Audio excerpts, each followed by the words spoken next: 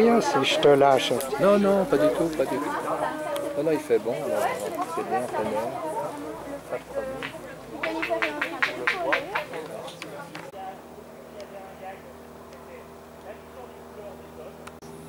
Et si après celle-là, elle tombe sur terre et on la trouve, ça le fait. Donc c'est pour ça que...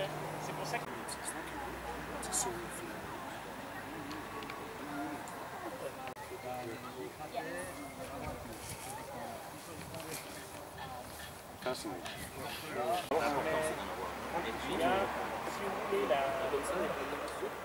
vous voulez, vous avez deux tâches. Madame, je vais vous montrer un morceau de marque, mais vous savez, c'est très très rare. Un morceau de marque, ça vaut. Ouais, disons que le problème c'est que C'est déjà c'est 1200 400 à la surface du soleil. Il faut bien savoir que le soleil c'est pas... Là, ça c'est pas la même chose.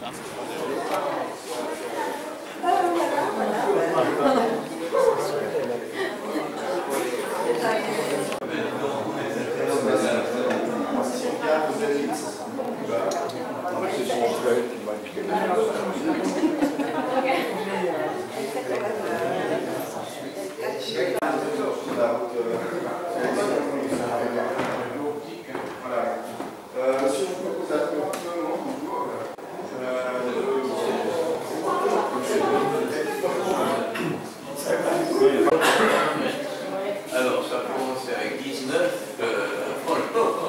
Ça va? Ça va, vous?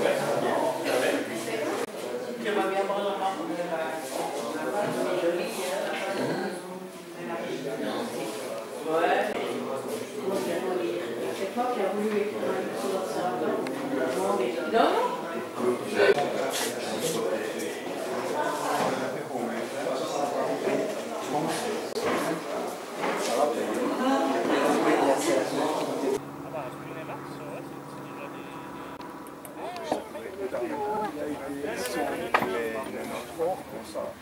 Ah, très surpris maintenant de voir que l'autre jour, il y avait une dame qui venait pour être sanitaire. Alors, je te... On va mettre des agrafes comme ça tient. On va pas tarder à démarrer alors. On suit avec le legs du premier directeur de l'Observatoire, M. Adolphe Hirsch, et c'est pour ça que son nom a été donné à ce bâtiment. Je vous remercie de vous être déplacés, ça me fait bien plaisir de voir du monde qui s'intéresse quand même à notre patrimoine neuchâtelois et puis à notre histoire, en particulier notre histoire de l'horlogerie. J'ai l'honneur maintenant... C'est avec un réel plaisir et aussi une certaine émotion, je dois bien dire, que je vous apporte le chaleureux salut des autorités de la ville de Neuchâtel. En fait, le petit côté émotion, c'est que cet endroit, quand j'étais enfant, je le fréquentais souvent. Alors on entrait un peu clandestinement dans le jardin, on fréquentait la colline du Mail, bref, c'était notre terrain de jeu. On a beaucoup bénéficié des services de l'Observatoire. Je passe la parole à M. Pierre Guillax, directeur d'Ulysse Nardin. L'Observatoire astronomique de Neuchâtel et le pavillon Hirsch, quelle belle page d'histoire scientifique, technique et volontariste de notre région.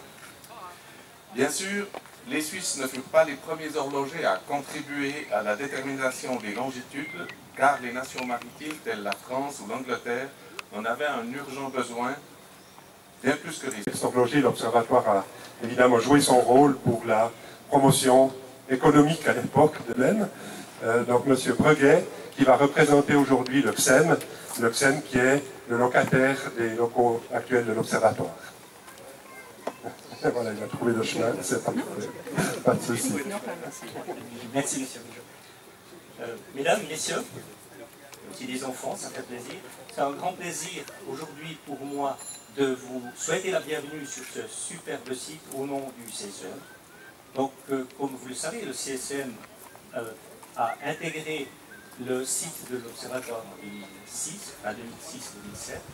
Aujourd'hui, nous sommes... Bulle qu'on n'a pas pu installer sur la place du Mail, et puis maintenant la conférence aura été déplacée à Nimail, mais c'est juste à côté.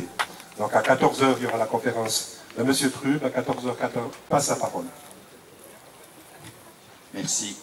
Chers collègues, chers amis, mesdames, messieurs, L'un ou l'autre d'entre vous pourront se demander pourquoi un vieux Suisse allemand comme moi-même, qui n'est même pas astronome, mais chimiste, métallurgiste et journaliste scientifique, vient s'occuper de l'observatoire et écrire son histoire.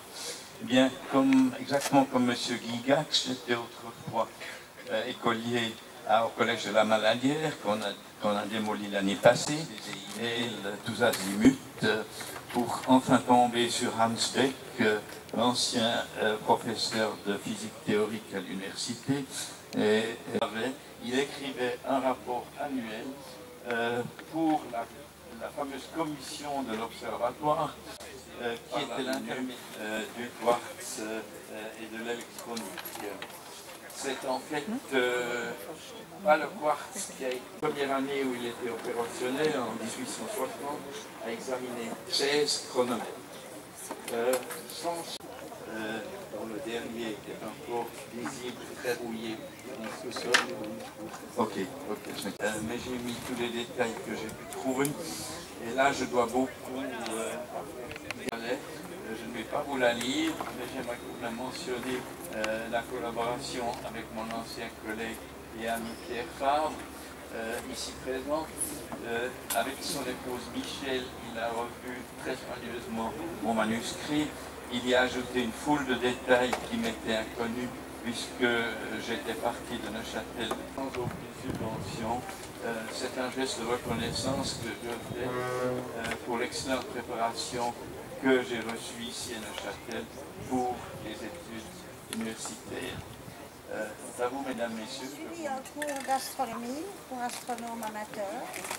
Et lors de la dernière leçon, notre professeur... Ah bon, je suis pas habituée. Notre professeur nous a conduits au pavillon Hirsch. Alors là, j'ai été fascinée. Je trouvais l'endroit magique. Et lorsque nous avons observé les anneaux de Saturne, évidemment, quelques nébuleuses, j'ai aussi pris le virus, le même virus que dont M. Truc vient de parler. Mais je n'étais pas seule. J'avais besoin de quelqu'un qui maîtrise bien les mathématiques. M. Michel Gremion m'a accompagnée. Nous nous sommes lancés dans l'aventure. Nous avons d'abord invité les connaissances.